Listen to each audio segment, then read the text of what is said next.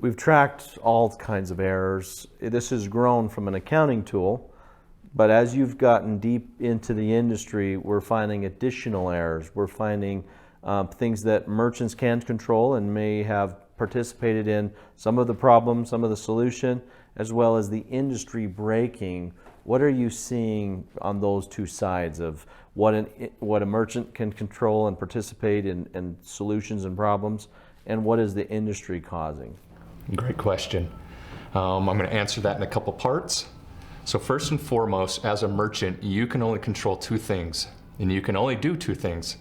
You can do what the industry calls a purchase, and that is billing a card so that you're getting the money and you're taking money from that card, or you can do what the industry calls a return, and you're putting money back. Most people know that as a refund. Now, there's a lot of statuses that happen after that, and there's also forced transactions. They're being forced on you as a merchant that is out of your control. For example, a chargeback. So chargeback is a forced refund by a customer who called their issuing bank and didn't call your business. So now they're taking money that you didn't have an opportunity to even speak with the person or correct. And the problem with something like a chargeback is being forced on you is it's hard to reconcile and tie because the industry gives you so little information on that it's hard to figure out who just took their money back, so you don't know who to address to stop this going forward. Versus a phone call that comes into you, well, you address that person, and if you're recording your transactions, you know who called you, you're trying to handle them, and you can either do a refund or not, or handle the situation. On a chargeback, you're blind to who it is, and you also get a penalty in the industry.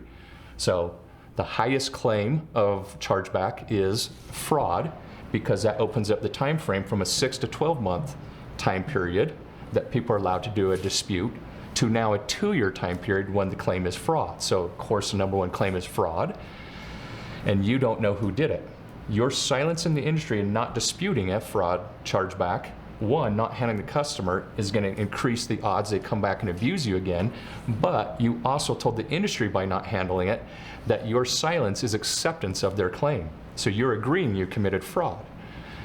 Now, what we've identified with our product is there's not just two transaction types, purchases and returns, and chargebacks as a forced one. We've identified 55 categories of transactions and statuses happening where the industry knows about 5 or 6. So in addition to the purchase, the return, and the chargeback, the industry is aware of voids or reversals, cancellations, and reserves. But what's also taking place, the industry is not handling very well and is being forced on them rapidly, particularly with the debit cards and prepaid cards, is partial auths. We keep seeing an alarming increase in that happening.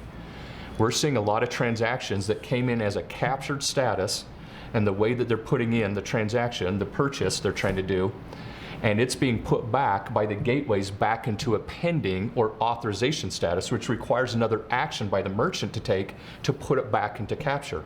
And again, unhandled, after 14 to 21 days, it's being forced into a cancellation. So now you have forced cancellations. We're now seeing in the past that voids and reversals were controlled by the merchant who was voiding out and canceling that initial sell. Now we've seen that 42% of the cancellations are being forced by the industry after they were told that that sell was approved. They didn't even know about or control 42% of their voids and reversals. They don't even know they're happening to them. So they're not even putting that in receivables. They're also not handling it in their tax books or write-offs because it's cash they didn't get.